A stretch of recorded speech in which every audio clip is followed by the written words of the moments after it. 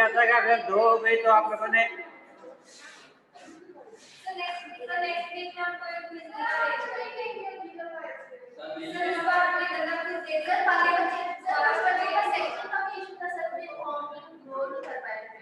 ये मैंने सभी को बताया हुआ है कि हर क्लास में क्विज है।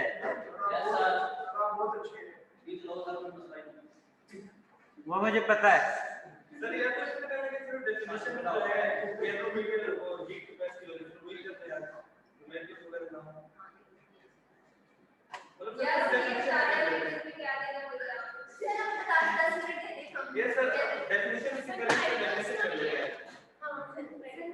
नहीं करें करें दूसरा काम भी करें।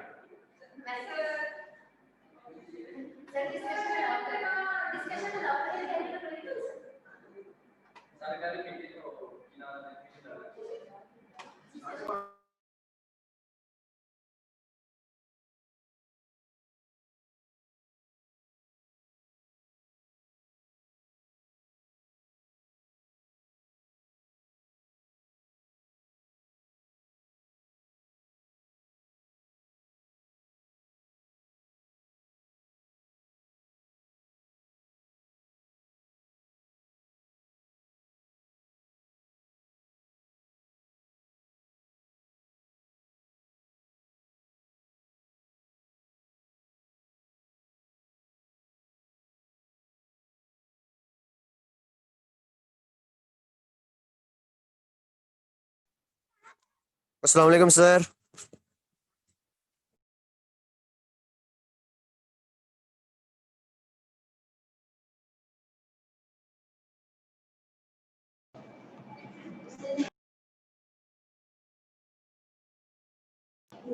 अस्सलाम वालेकुम सर।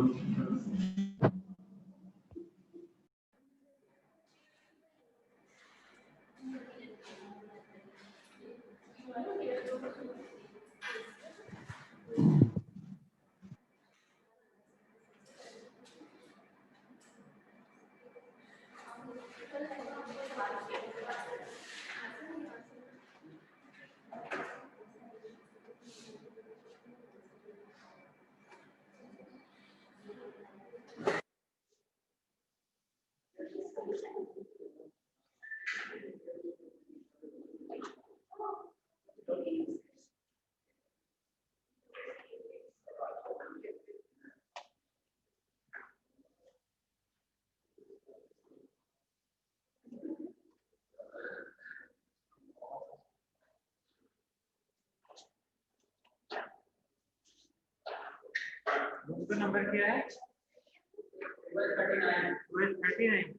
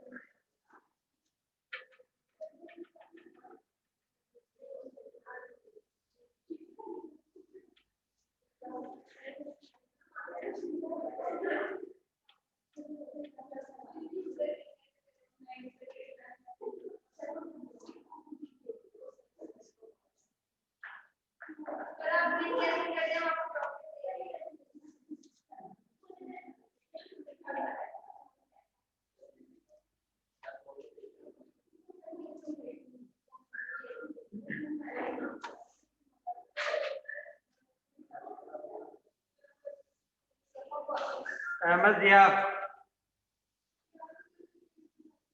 अहमद जियाब,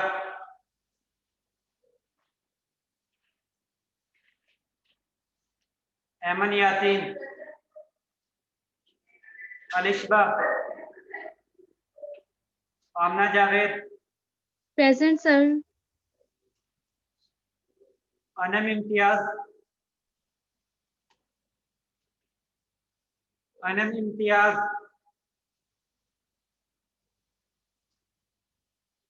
अरिया Ilyas, Arfa Abrar, present sir. Ayesha Iftikhar, Ayesha Tahir, Ayesha Tahir,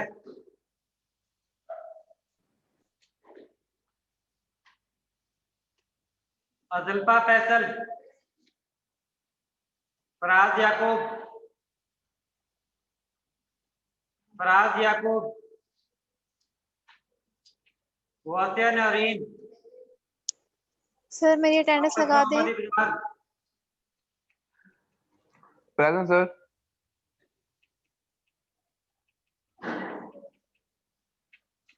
Hamza Ali Shan, Hamza Ali Shan, Hamza Javed,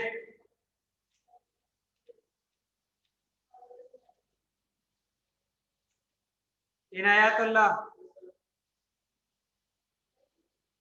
Junaid Ahmed Rabbani, yes sir.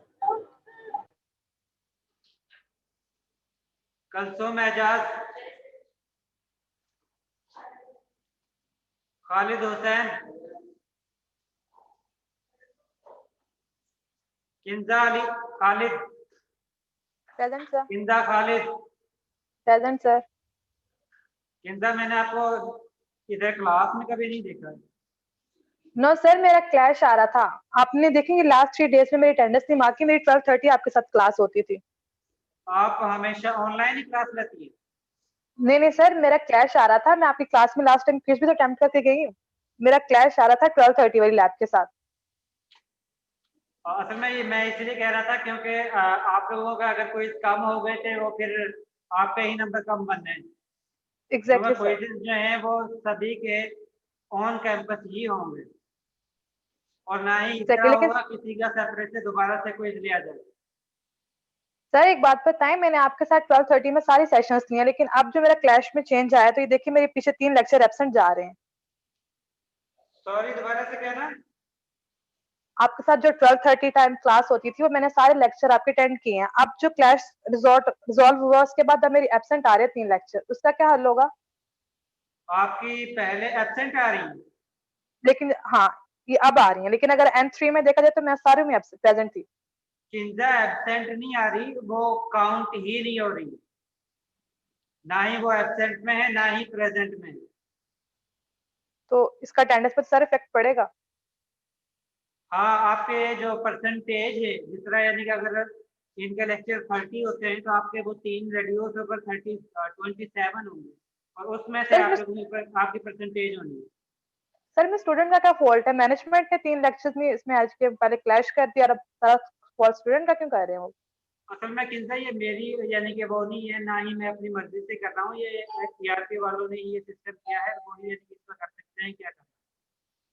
ठीक ना है ही मैं ठीक इसको है। ऐड कर सकता हूँ ना ही इसको नहीं इग्नोर कर सकता। और सर मुझे आज आपकी मेल भी रिसीव नहीं हुई। जी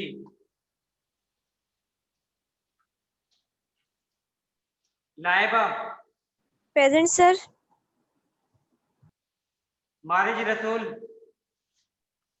present sir. Mam Ejaz, present sir. Masnoona Kasi, Mohammad Imran, yes sir. Mohammad Imran, Mohammad Umar, yes sir. Mohammad Behzad, present sir. Mohammad Haseeb, Mohammad Haseeb शायद,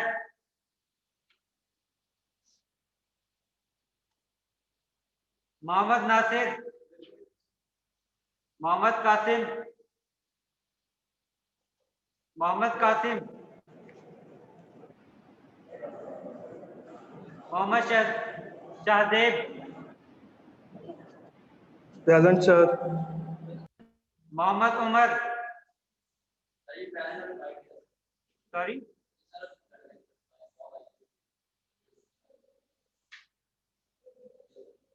चला गया है तो जाने दो। Mohammad Umar Tufail, Mohammad Umar Tufail, Mohammad Zubair, Mohammad Zuhair, Mohammad Zuhair,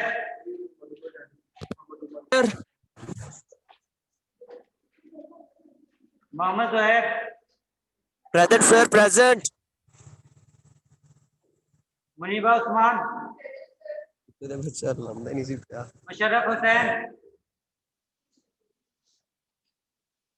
Musharraf Hussain, Nida Nadeem, sir Mohammad Qasim present. Nida Nadeem, Rafia Kamal, Rafia Kamal, present, Rimsha Saeed, present, Rimsha Saeed, present sir, Saad Amjad, Saad Amjad, Sadia Qayyum, present sir, सफा इदरीस, शहबाज अहमद, Yes, sir. शाहजेब जमान, सिदरा नजीर, उमर हयात, Present, sir. आ रहा हूँ बाबा, क्या हो गया? Umar Ahmed, Junaira Javed, present sir, Zara Farooq, present, Zarmeen Akmal, present sir, sir excuse me sir, मेरी मोहम्मद अटेंडेंस रहती है कासिम प्रेजेंट हो सर। सर, मेरी भी अटेंडेंस रहती है। सर नेट डिस्कनेक्ट हो जाते हैं। अनम इम्तियाज, यस सर, क्या नाम है? Mohammad Umar, sir Mohammad Qasim. Mohammad Umar, sir Mohammad Qasim. Mohammad Qasim, Mohammad Qasim. Yes sir. Yes sir, present हो सर। इसके अलावा तो कोई नहीं है जिसकी एब्सेंट लगी हो।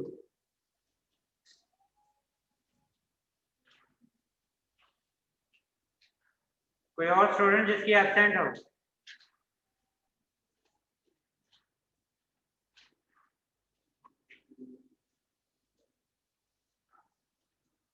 दो मिनट के बाद आप लोगों को क्विज स्टार्ट होगा।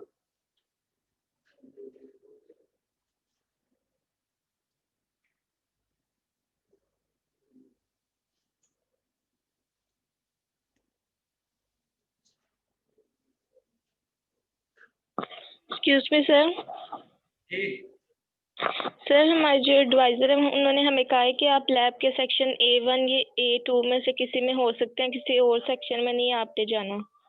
तो A2 के साथ तो हमारा क्लैश था, तो A3 में हम हुए, तो इस अगर हम A3 में होंगे तो इसका कोई प्रॉब्लम तो नहीं फिर होगा? सॉरी, सर हमारे जो एडवाइजर हैं उन्होंने हमें कहा है कि आप A1 और A2 में हो सकते हैं। ये लैब के दो सेक्शन जो BT के स्टूडेंट्स हैं ना, वो इन दो सेक्शन में हों। अगर इन दोनों में नहीं है तो फिर आप अपना चेंज करवाएं।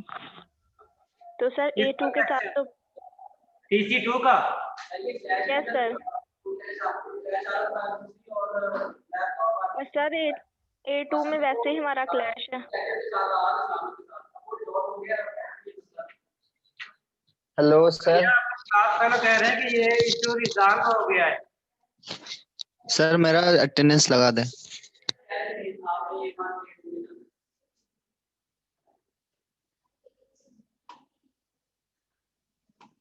Thank you. इसके अलावा कोई स्टूडेंट तो नहीं है जिसकी एब्सेंट लगी हो?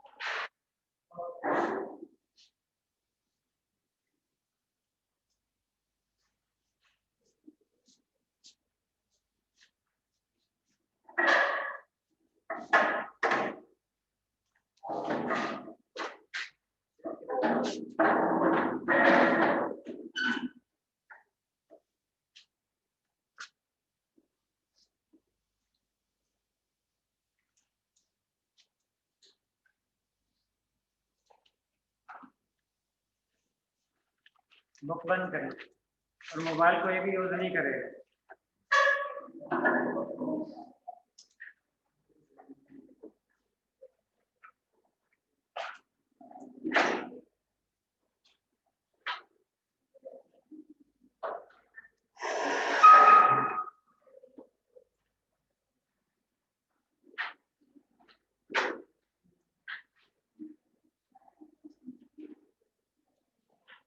आवाज ना आ रहा।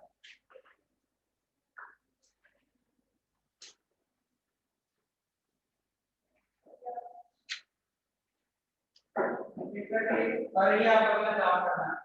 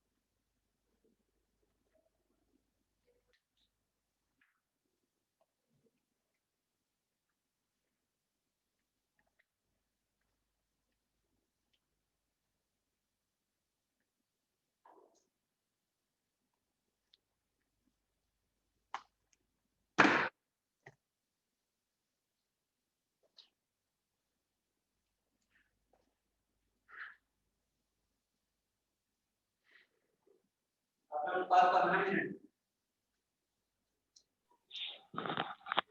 Excuse me sir. जी सर एक क्वेश्चन पूछना था कि हाइड्रोजन कार्बन का बॉन्ड ज्यादा स्ट्रॉन्ग होगा या हाइड्रोजन नाइट्रोजन का? सॉरी सर कार्बन का बॉन्ड हाइड्रोजन के साथ ज्यादा स्ट्रॉन्ग राफिया, होगा? मैं बाद में बताता हूँ क्योंकि अभी इसका क्विज हो रहा है। Okay sir.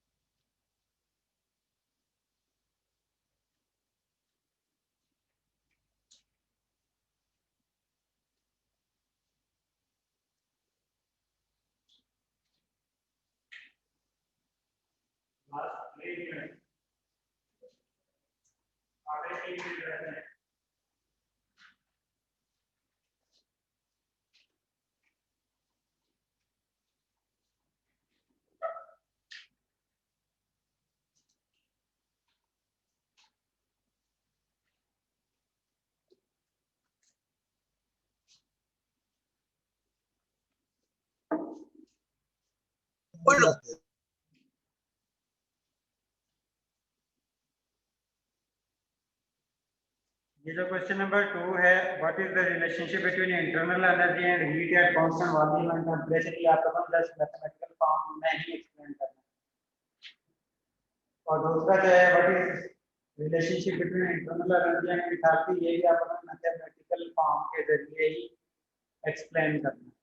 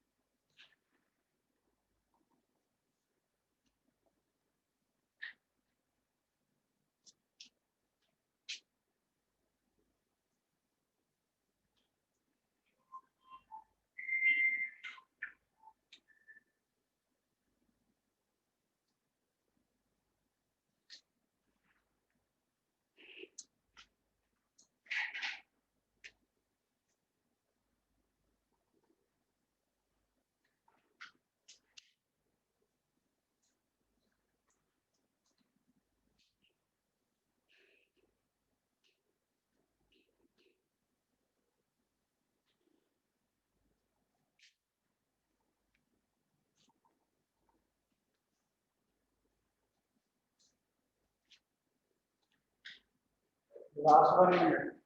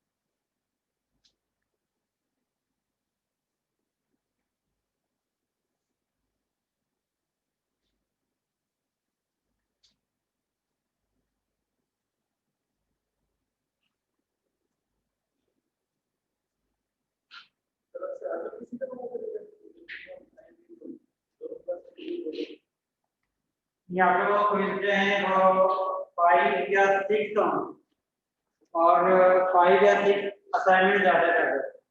उस कंडीशन में आप लोगों के एक वीक में एक ही क्विज हो, वो चाहे आप लोग मंडे वाला दिन डिसाइड कर लें या थर्सडे वाला दिन डिसाइड कर लें। नेक्स्ट वीक से आप लोगों का एक वीक में एक ही क्विज हुआ करेगा। अब वो आप लोगों की मर्जी है, वो मुझे आप लोगों को पहले बताना है, आप लोगों ने मंडे को देना है या थर्सडे को देना है। एक ही डे यानी कि डिसाइड करके आप मुझे बताएं मंडे को।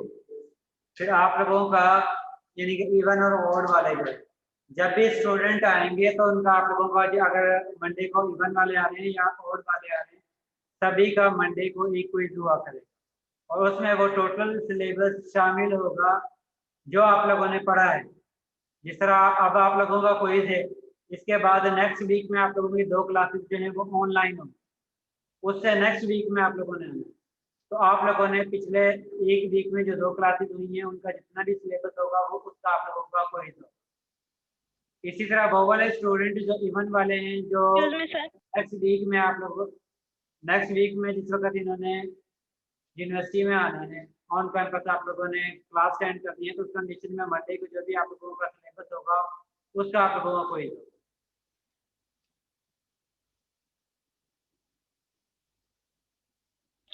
Excuse me sir.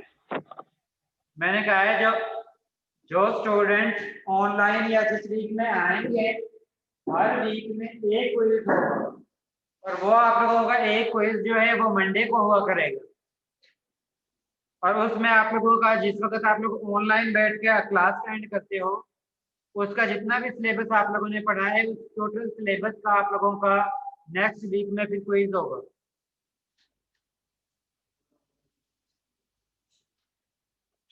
और कोई सारे ही आप लोगों के और कैंपस होंगे।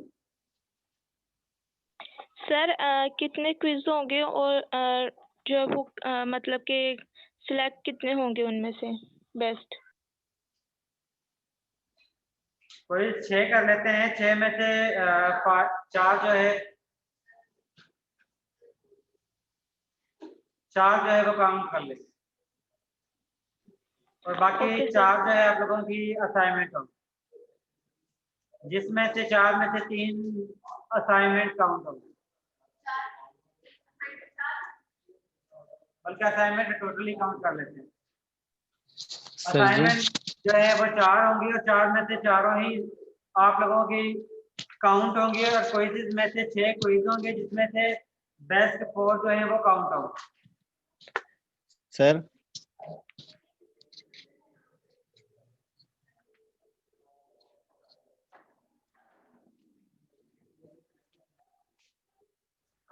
सर जी आउटपुट ले आओ। हेलो जी मुशर्रफ। सर नेक्स्ट टाइम से ऐसा हो सकते कि जो क्विज हो रहा है वो ऑनलाइन वालों को शेयर करे ताकि वो लोग भी कर ले होम घर में। और इस तरह कभी नहीं होगा कि आप लोग अपने जितना इवन वाले भी जो स्टूडेंट इवन को आते हैं उन्होंने ही इवन में आना है, इस तरह कभी नहीं होगा। ओड वाला स्टूडेंट जो है इवन में आकर क्विज देना शुरू कर दे। नहीं सर मैं ये नहीं कह रहा हूँ, मैं आज जो ओड वालों का इवन वालों का है ना सर, जो क्विज जो शेयर करेगा तो हम ओड वाले घर में वो कर लेगा तो अच्छा होगा हमारे लिए।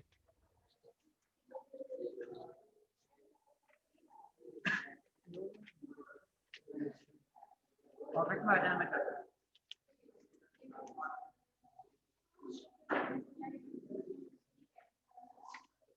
जी मुशर्रफ क्या पूछ रहे थे? सर मैं ये कह रहा था ना कि आज इवन वालों को जो क्विज है ना वो शेयर करेगा तो ओड वाले भी उसका प्रैक्टिस करेगा घर पे। आप लोगों को शेयर करूं? जी सर।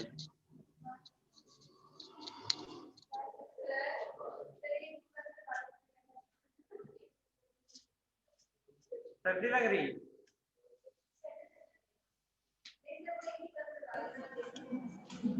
Yes sir. और इंटरेस्ट कहते हैं ऐसी बंद। इसके बाद किसी को क्विज जमा नहीं होगा।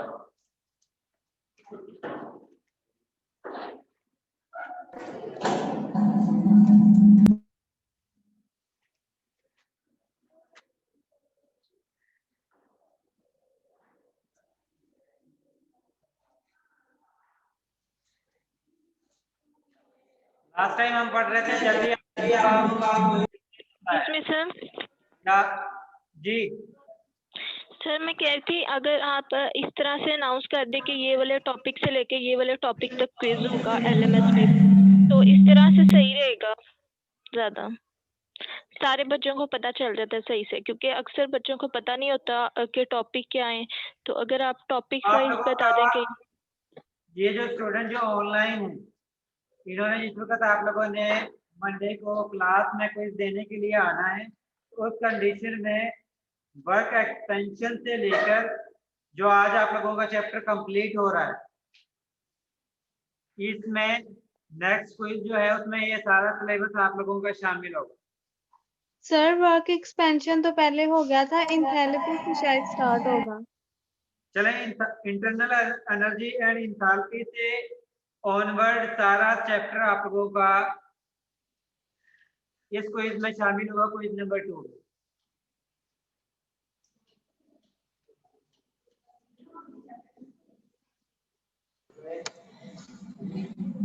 आप लोगों ने लास्ट टाइम जो स्टडी किया था उसमें आप लोगों ने देखा था कि जब भी कोई बाउंड ब्रेक होता है तो उस कंडीशन में एनर्जी रिलीज होती है, या जब भी कोई बाउंड ब्रेक करते हो तो उस कंडीशन में आप लोगों को एनर्जी सप्लाई करना पड़ता है।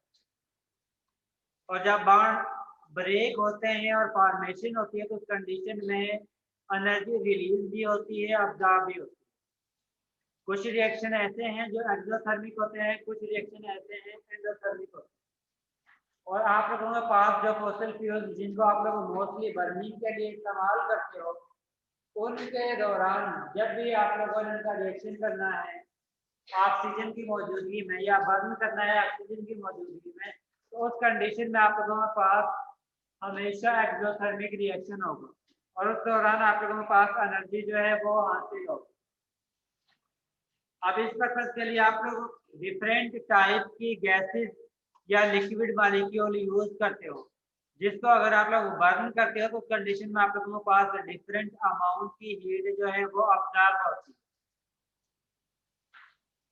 आप लोगों के पास सपोज हाइड्रोजन गैस है, इसके साथ मीथेन गैस है या ग्रेफाइट है या मेथनॉल है, जिस वक्त आप लोग इसको बर्न करते हो ऑक्सीजन की मौजूदगी में, तो उस कंडीशन में आप लोगों के पास एनर्जी जो है वो हासिल होगी। और जिस तरह आप लोगों ने स्टडी किया था लास्ट टॉपिक में कि आप जो मॉलिक्यूल्स हैं उनके दरमियान जो बॉन्ड होते हैं, सभी के बॉन्ड स्ट्रेंथ जो है वो एक जैसी नहीं होती। इसका मतलब है कि जिस वक्त वो बॉन्ड ब्रेक होते हैं तो उस कंडीशन में जो एनर्जी रिलीज होती है वो भी हर मॉलिक्यूल की डिफरेंट होती है। जिस तरह यहाँ पर आप लोग जिस वक्त हाइड्रोजन गैस को ऑक्सीजन के साथ रिएक्शन करके हाइड्रोजन के दरमियान से बॉन्ड को ब्रेक करते हो, तो उस कंडीशन में आप लोगों के पास जो एनर्जी रिलीज होती है वो 285.8 किलो जूल पर मोल है। ये उस कंडीशन में है जिस वक्त आप लोग मॉलिक्यूल को मोल में यूज कर रहे हो। और अगर आप लोग उसी स्पीशी को ग्राम में यूज करते हो तो उस कंडीशन में उसकी जो एनर्जी रिलीज होती है वो 141.8 किलो जूल पर ग्राम। और अगर आप लोग उसको ml में यूज करते हो या लिक्विड फॉर्म में यूज करते हो, उस कंडीशन में इसके अंदर से जो एनर्जी रिलीज होती है वो 9.9 किलो जूल पर ml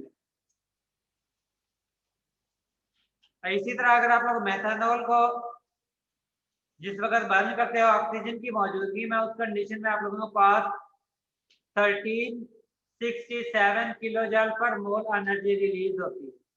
इसी तरह जिस वक्त आप लोग मीथेन गैस को बर्न करते हैं तो उस कंडीशन में आप लोगों के पास 890.3 किलो जूल पर मोल एनर्जी हासिल होती है। अब एनर्जी डिफरेंट मॉलिक्यूल की बर्निंग की वजह से ऑक्सीजन की मौजूदगी में different amount of heat release हो रही है। अब ये डिपेंड करती है कि आप लोग कितने बॉन्ड को ब्रेक कर रहे हो। जिस वक्त आप लोग रिएक्शन करते हो उस कंडीशन में कितने बॉन्ड को ब्रेक करते हो जिसकी वजह से एनर्जी आप लोगों के पास हासिल होती है। जिस तरह आप लोगों के पास हाइड्रोजन गैस है, इसको बर्न करते हो तो उस कंडीशन में आप लोग हाइड्रोजन के दरमियान से बॉन्ड को ब्रेक करते हो, जो कि आप लोगों के पास एक ही बॉन्ड है। जिस वक्त आप लोग एक बॉन्ड को ब्रेक करते हो तो उस कंडीशन में आप लोगों के पास कम अमाउंट ऑफ हीट रिलीज होती है। और जिस वक्त आप लोग लार्ज नंबर ऑफ बॉन्ड को ब्रेक करते हो तो उस कंडीशन में आप लोगों के पास लार्ज अमाउंट ऑफ हीट जो है वो रिलीज होगी। यहाँ पर आप लोग जिस वक्त कंपेयर करते हो मीथेन गैस को हाइड्रोजन गैस के साथ, तो उस कंडीशन में आप लोगों के पास मीथेन गैस को जिस वक्त कार्बन हाइड्रोजन के जो बॉन्ड हैं उनको ब्रेक करने की वजह से आप लोगों के पास ज्यादा एनर्जी जो है वो रिलीज हो रही है। लेकिन हाइड्रोजन के दरमियान से जिस वक्त बॉन्ड को ब्रेक करते हैं उस कंडीशन में आप लोगों के पास कम अमाउंट ऑफ हीट रिलीज हो रही है। इसकी रीजन ये है कि जिस वक्त आप लोग मीथेन में एक कार्बन के साथ 4 हाइड्रोजन एटम अटैच है, जिसका मतलब है कि आप लोगों ने 4 बॉन्ड को ब्रेक करना है। जिस वक्त आप लोग और बाड एक बाड को ब्रेक करते हो तो उस कंडीशन में कम एनर्जी रिलीज होगी, उसके बाद आप लोग दूसरे बाड को भी ब्रेक करोगे तो उस कंडीशन में फिर फर्दर एनर्जी रिलीज होगी, उसके बाद तीसरे बाड को ब्रेक करोगे फिर एनर्जी रिलीज होगी। इसी तरह आप लोग जिस वक्त 4 बाड को ब्रेक करोगे कार्बन के साथ जो हाइड्रोजन के डायरेक्टली बॉन्डेड है, तो उस कंडीशन में आप लोगों ने इन चारों बॉन्ड की वजह से जितनी भी एनर्जी रिलीज होती है उसके सम को यहाँ पर लिखना होता है। अब हाइड्रोजन के केस में सिर्फ एक बॉन्ड को ब्रेक करते हैं, लेकिन मीथेन गैस के जिस वक्त आप बात करते हैं तो उस कंडीशन में आप लोग 4 बॉन्ड को ब्रेक करते हैं, और जितने नंबर ऑफ बॉन्ड को अगर नंबर ऑफ बॉन्ड ज्यादा होते हैं जिनको आप लोग ब्रेक करते हैं तो उस कंडीशन में उनकी एनर्जी जो है वो भी ज्यादा होना शुरू हो जाती है, यानी कि जितनी एनर्जी रिलीज होगी वो भी ज्यादा होगी, वो डिपेंड करती है नंबर ऑफ बॉन्ड्स पर जिनको आप लोग ब्रेक करते हैं। ठीक है, इसके बाद नेक्स्ट टॉपिक है spontaneous reaction, entropy and non spontaneous. Spontaneous process ऐसे प्रोसेस होते हैं जो खुद ब खुद होते हैं, या वो वाले प्रोसेस जिनको एक दफा स्टार्ट करते हैं उसके बाद दोबारा से कंटिन्यूअसली खुद ब खुद होते रहते हैं। और नॉन स्पॉन्टेनियस प्रोसेस वो होते हैं जिनको जिनको आप लोग बार बार एक्सटर्नल सोर्स की मदद से कंटिन्यूअस रखते हैं, या ये कह रहे तो एक दफा स्टार्ट करते हैं उसके बाद फिर रुक जाते हैं, फिर दोबारा से स्टार्ट करते हैं फिर रुक जाते हैं, फिर किसी मात्रा फिर स्टार्ट करते हैं फिर रुक जाते हैं। जिन पर आप लोग एक्सटर्नल फोर्स अप्लाई करते हो और एक्सटर्नल फोर्स की वजह से रिएक्शन जो है वो प्रोसीड करता है या प्रोसेस जो है वो प्रोसीड करता है, इस तरह के प्रोसेस को आप कहते हैं नॉन स्पॉन्टेनियस प्रोसेस। जिस तरह आप लोग पढ़ते नहीं हो और आप लोग क्विज के दिन कहना शुरू कर देते हो कि हमने क्विज नहीं देना, ठीक है, क्विज का डर जो है वो आप लोगों को आप लोगों को स्टडी करने के लिए फोर्स करता है, या ये कह सकते हो कि क्विज जो है वो एक्सटर्नल फोर्स है जो आप लोगों को बार बार मजबूर करता है कि आप लोगों ने पढ़ना है। लेकिन अगर आप लोगों से कहें कि आप लोगों को क्विज नहीं होंगे तो आप लोगों ने पढ़ना भी नहीं है। ये जो आप लोगों का प्रोसेस है वो नॉन स्पॉन्टेनियस, ठीक है, कि आप लोग बगैर धक्के के नहीं चलोगे। इसी वजह से आप लोगों के बार बार क्विज दिए जाते हैं ताकि कम से कम कुछ ना कुछ तो साथ में पढ़ते रहो, अदरवाइज आप लोगों ने नहीं पढ़ना, ठीक है। और ये ना पढ़ने वाला जो सिस्टम है वो नॉन स्पॉन्टेनियस। और स्पॉन्टेनियस प्रोसेस वो होता है जो खुद ब खुद होता है, और खुद ब खुद किस तरह होता है,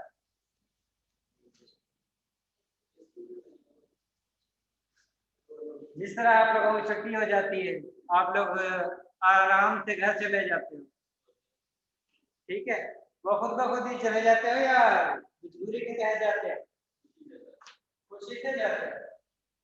उसके लिए आप लोगों को ना कहीं मजबूर किया जाता है आप लोगों को, ना ही आप लोगों से ये कहा जाता है कि एक्स्ट्रा टाइम दो पढ़ने के लिए,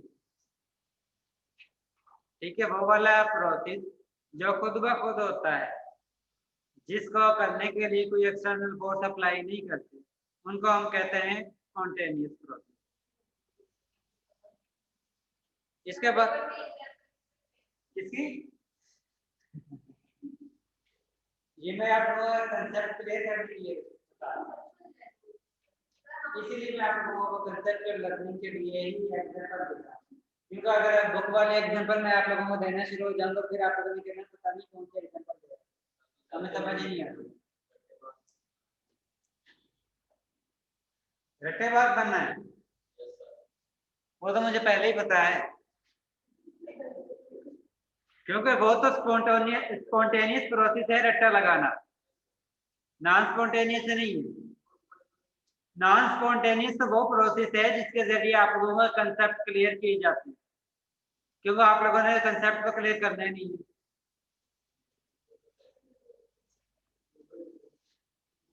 इसके बाद थर्ड फैक्टर है एंट्रोपी। इंट्रॉपी जो है वो रेंडमनेस है किसी भी स्पीशीज या चीज के दरमियान जो भी डिसऑर्डर होता है उसको हम इंट्रॉपी कहते हैं। जिस तरह यहाँ पर टीचर पढ़ा रहा है, आप लोग अपनी बातें शुरू कर देते हो, ये इंट्रॉपी कि जिसकी वजह से आप लोगों का जो पैटर्न है, जो पढ़ने का जो स्टूडेंट पढ़ने वाले होते हैं उनको भी वो चीज सीख नहीं पाते, ना ही उनको फिर समझ आती, क्योंकि आप लोगों की आवाजें इतनी आ गई होती है। ठीक है, आप लोगों की बातें, आप लोगों का क्लास को डिस्टर्ब करना, आप लोगों का क्लास में से उठकर बाहर चले जाना और फिर भाई बाद में कहना कि मेरी कॉल आ गई थी। ठीक है, ये टोटल चीजें जो हैं वो इंट्रॉपी में आती है। इंट्रॉपी जो है वो किसी भी सिस्टम के अंदर खलल या डिसऑर्डर को क्रिएट करने को हम इंट्रॉपी कहते हैं।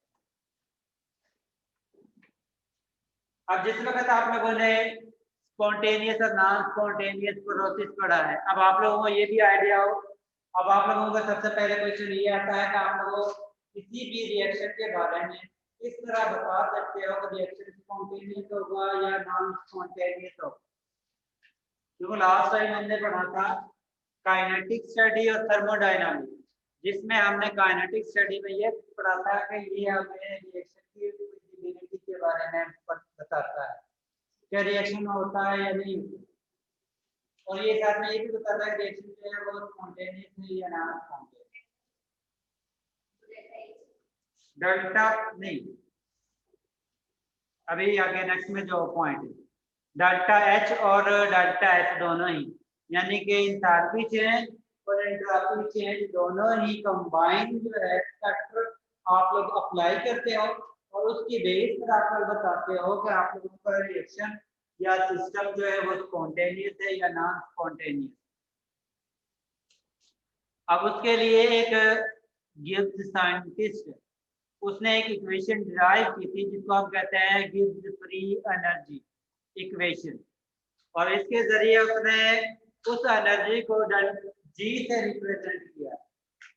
ठीक है, जिस वक्त हम डेल्टा जी यानी कि गिब्स फ्री एनर्जी चेंज या change in Gibbs free energy उसको कैलकुलेट करते हैं, जो कि डिपेंड करती है चेंज इन एंथैल्पी माइनस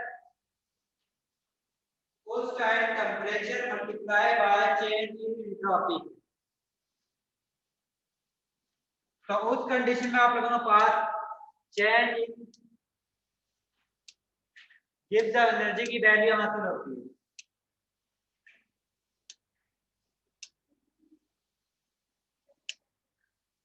नजर आ रहा है, और इसके जरिए आप लोग डेल्टा जी की वैल्यू कैलकुलेट करते हैं।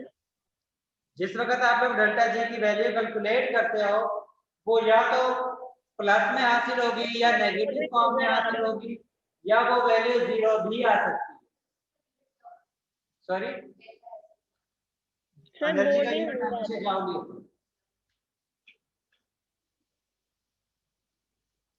इस कंडीशन में आप लोगों के पास अगर डेल्टा जी की वैल्यू प्लस में हासिल होती है तो उस कंडीशन में आप लोगों के पास प्रोसेस जो है वो नॉन स्पॉन्टेनियस होगा।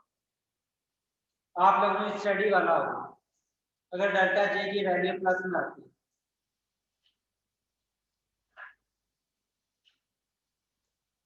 और अगर डेल्टा जी की वैल्यू माइनस में आती है, लेस देन 0 हासिल होती है, तो उस कंडीशन में आप लोगों के पास प्रोसेस जो है वो स्पॉन्टेनियस हो।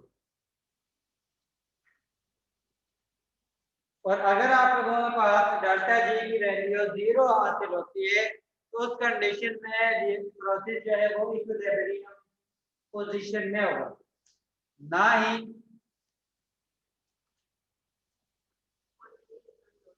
ही वो स्पॉन्टेनियस और ना ही नॉन स्पॉन्टेनियस। ठीक है, अब आप लोग इस एनर्जी को यानी कि डेल्टा एच और डेल्टा एस जो है वो किस तरह आप लोगों का रिएक्शन को स्पॉन्टेनिटी और नॉन स्पॉन्टेनिटी के बारे में बताते हैं कि किस तरह आप लोग कैलकुलेट करते हैं। क्योंकि जब भी आप लोग एंथैल्पी कैलकुलेट करते हो लास्ट आप लोगों ने इक्वेशन भी की है, साथ में एक्सपेरिमेंट भी किया है जिसके जरिए आप लोग चेंज इन एंथैल्पी कैलकुलेट करते हैं। इसी तरह डेल्टा एच जो है उसको भी आप लोग कैलकुलेट करते हो, ठीक है। इसमें दोनों वैल्यू कैलकुलेट करने के बाद आप लोग इस इक्वेशन में वैल्यू को पुट करते हो, और उसके बाद अगर आप लोगों के पास वैल्यू डेल्टा जी की नेगेटिव में हासिल होगी तो उस कंडीशन में प्रोसेस जो है वो स्पॉन्टेनियस होगा, और अगर प्लस में हासिल होगी उस कंडीशन में नॉन स्पॉन्टेनियस।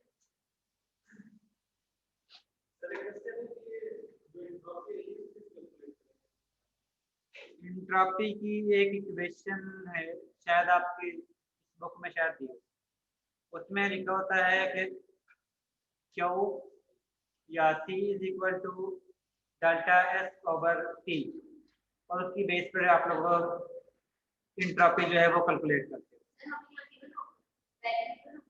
आप लोगों को गिवन होगी, अगर बाकी चीजें अननोन है तो एक वैल्यू जो है, एक वैल्यू ऐसी होगी जो गिवन नहीं होगी जो आप लोगों ने फाइंड आउट कर ली, बाकी वैल्यू जो है वो इसमें गिवन हो एंट्रोपी के लिए।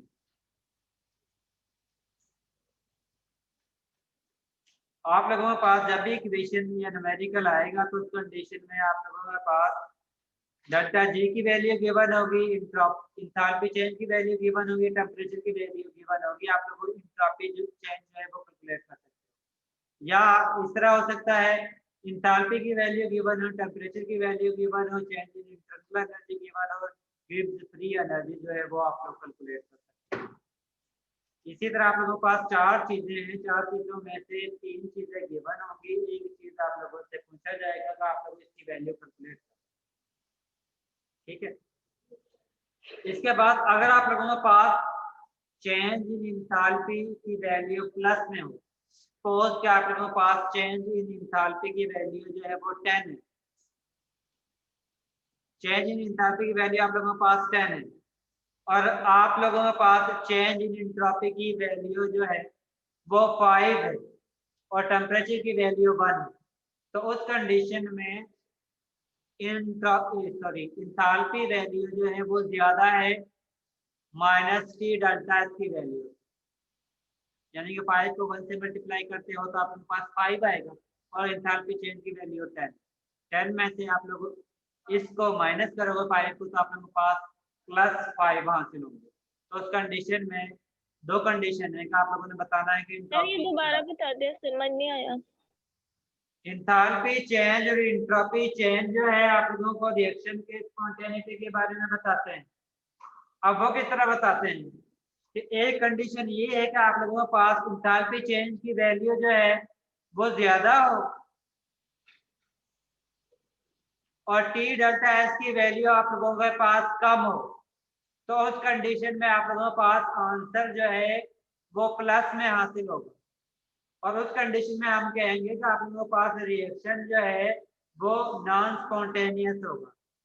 दूसरी कंडीशन ये है कि टी डेल्टा एच की वैल्यू ज्यादा हो और डेल्टा एच की वैल्यू आप लोगों के पास कम हो, तो उस कंडीशन में आप लोगों के पास आंसर जो इसका है वो आप लोगों के पास नेगेटिव में हासिल होगा, और उस कंडीशन में रिएक्शन आप लोगों के पास या प्रोसेस आप लोगों के पास वो स्पॉन्टेनियस होगा।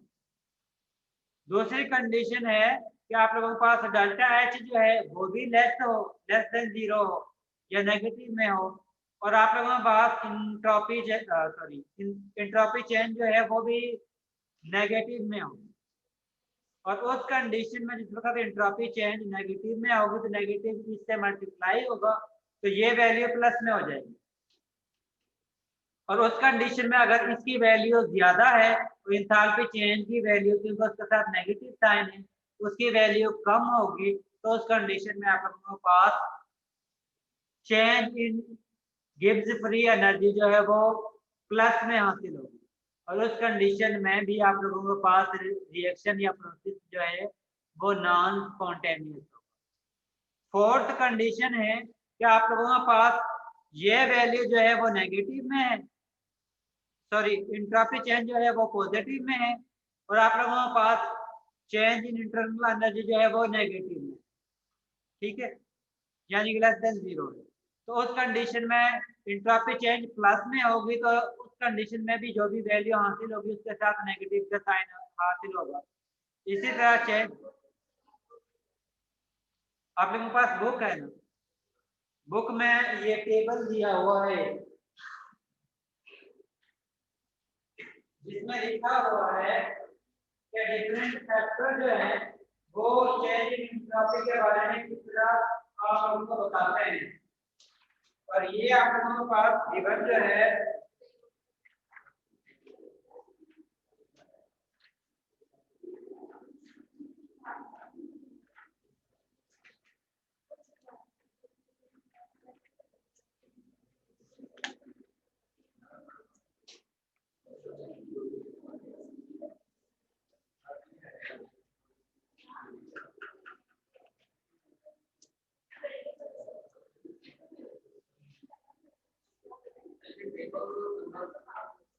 एक मिनट में भी देख रहा हूँ।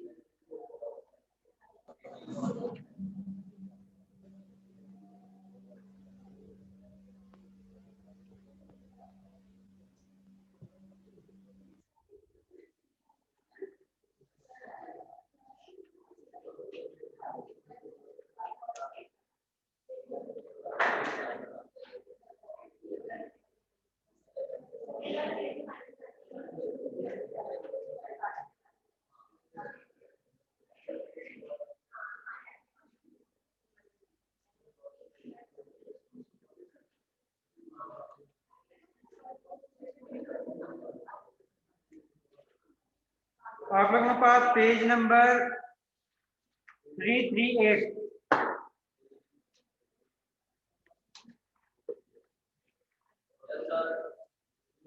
इसमें एक टेबल दिया हुआ है जो भी जी ये टेबल फॉर्म में ही है। आप लोगों को जो ब्लैक एंड व्हाइट क्योंकि प्रिंटिंग है इसलिए आप लोगों को इस तरह नजर आ रहा है, जिसमें लिखा हुआ है स्पॉन्टेनियस प्रोसेस में favoured by decrease in H, जिसकी वजह से डेल्टा एच जो है वो नेगेटिव फॉर्म में आंसर होती है। इसी तरह favoured by increase in S, यानी कि पॉजिटिव फॉर्म में आप लोगों के पास डेल्टा एच हासिल होता है, जिसकी वजह से ये 4 कंडीशन है जो आप लोगों को बताते हैं कि आप लोगों का रिएक्शन जो है वो स्पॉन्टेनियस होगा या नॉन स्पॉन्टेनियस होगा।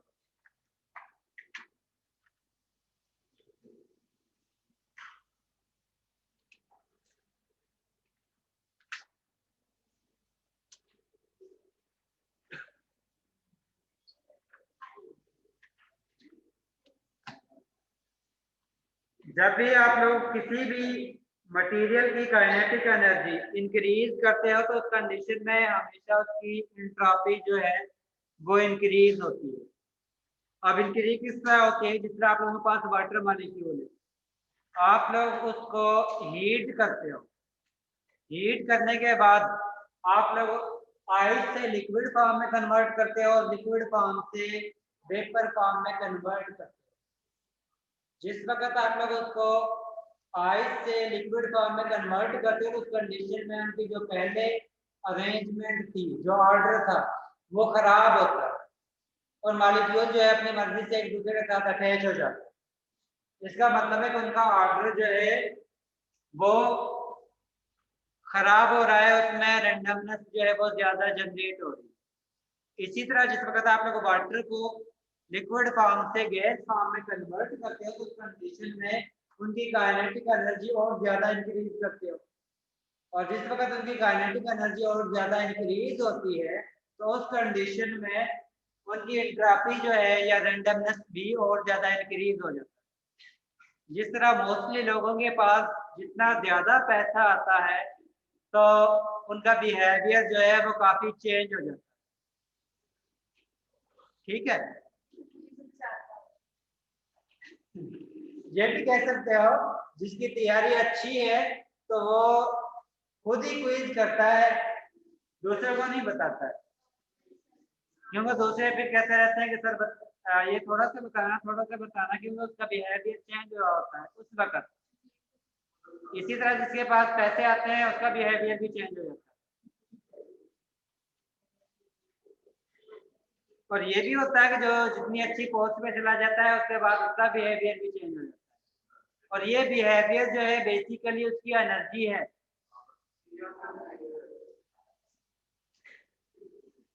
जिसकी वजह से उसमें रैंडमनेस या एंट्रोपी जो है वो जनरेट हो रही है। अगर वो एनर्जी कम हो जाती है तो उसके बाद उसका ऑर्डर फिर वही आ जाता है कि वो एक स्पेसिफिक ऑर्डर में दोबारा से अपने आप को अडॉप्ट कर लेते हैं। ठीक है, इसका मतलब है कि जिस वक्त आप लोग एंट्रोपी जनरेट करते हो तो उस कंडीशन में कुछ ना कुछ नुकसान भी होता है। अब वो किस तरह नुकसान होता है वो आप लोगों को बेहतर पता है। इसके बाद आप लोगों को नेक्स्ट चैप्टर सॉरी इसकी न्यूमेरिकल। सर वो कुछ क्वेश्चन मैंने एक पूछना था आपसे।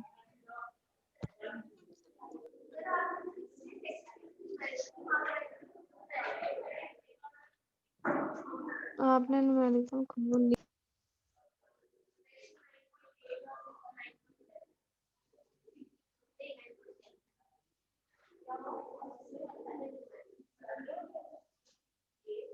न्यूमेरिकल करना है। इसकी एग्जांपल तो मैंने आप लोगों को करवाई थी एंथैल्पी चेंज की।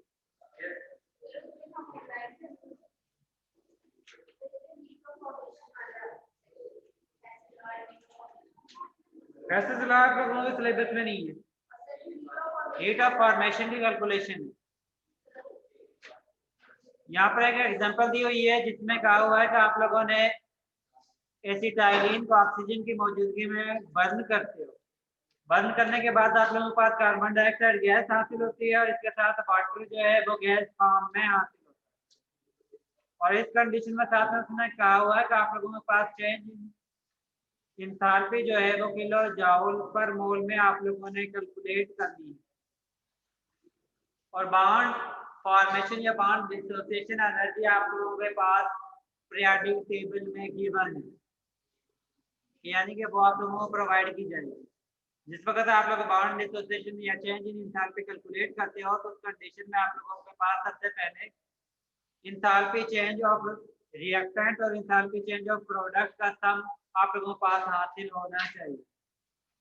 और इस कंडीशन में वो कहता है कि आप लोगों के पास एंथैल्पी चेंज फॉर एसिटाइलिन जो है वो गिवन है पीरियोडिक टेबल में, उसकी वैल्यू 226.7 किलो जूल पर मोल है।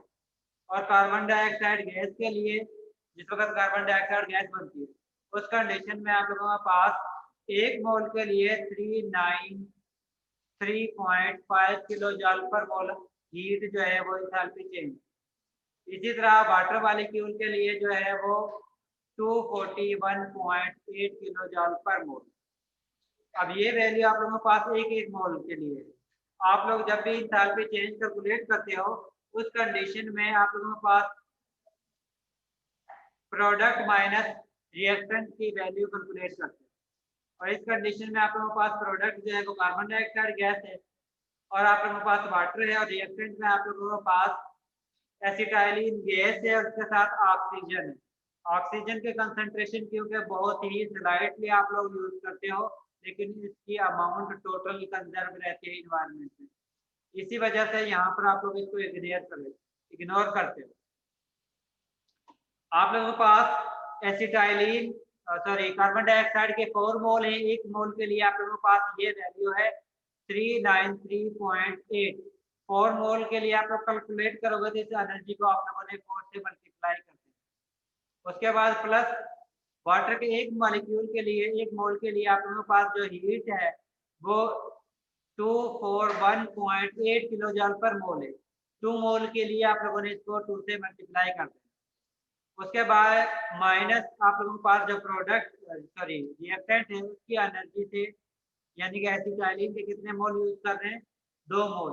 एक मोल के लिए जो हीट यूज हो रही है वो 393.5 किलो जूल 226.7 7 किलो जल पर मोल है। अगर 2 मोल यूज करते हैं तो उस कंडीशन में ये एनर्जी जो है वो डबल हो जाए। इसको सॉल्व करोगे तो लास्ट में आप लोगों के पास डेल्टा एच की वैल्यू हासिल होती है 2511.0 किलो जाओ।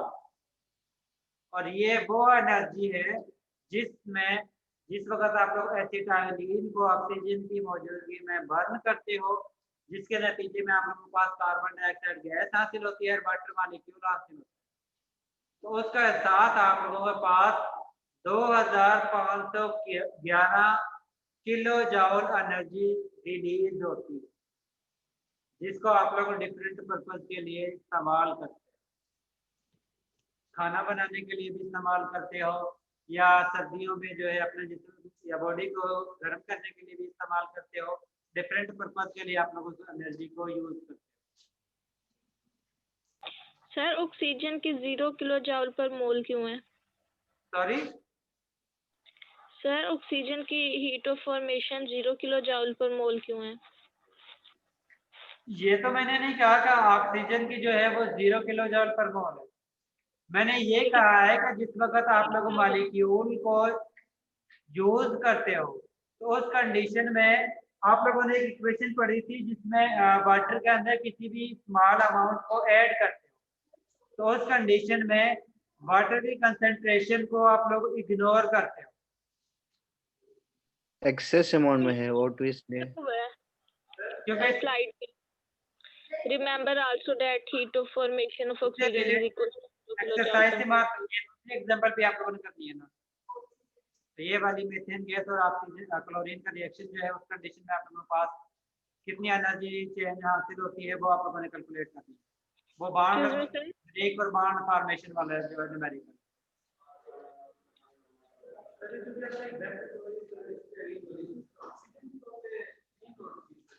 ऑक्सीजन को आप लोगों ने 0 ही कंसीडर करना है।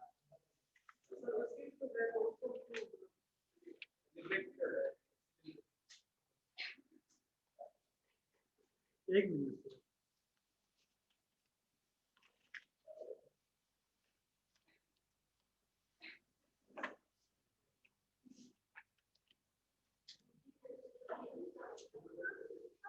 इसके बाद हैकेस लॉ वाली एग्जांपल आप लोगों के सिलेबस में नहीं है।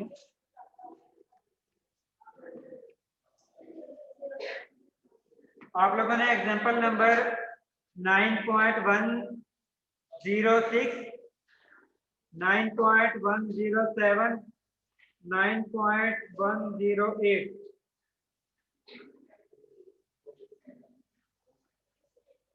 ये करनी है। और इसके साथ जो है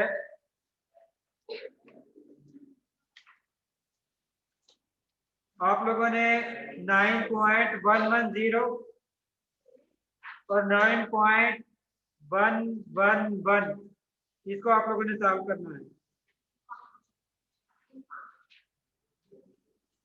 और इससे नेक्स्ट वाली जो एग्जांपल है जिसमें आप लोगों ने एंट्रोपी कैलकुलेट करनी है, जिसमें इसके साथ गिब्स फ्री एनर्जी भी कैलकुलेट करनी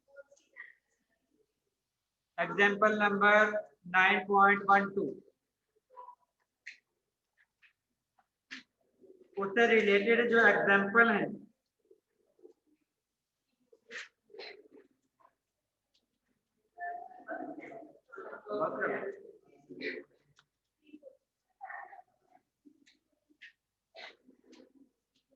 टाइम हो गया है।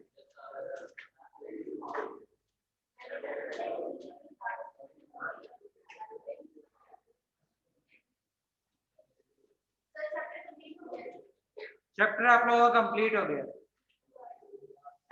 कोई ऐसा स्टूडेंट है जो लेट आया हो जिसकी एब्सेंट काउंट हुई हो? सर उमर तुफैल। अहमद जिया है? सर अहमद जिया,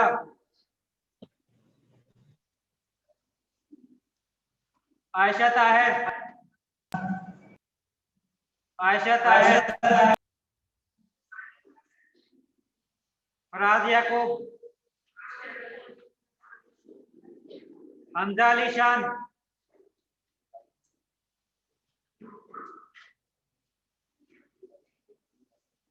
Mohammad Asif, Mohammad Umar Tufail, present sir.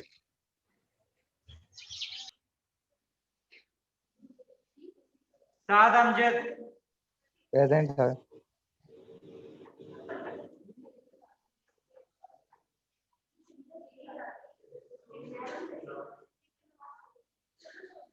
Excuse me, sir. Excuse me, sir. हाँ जा सकते हैं।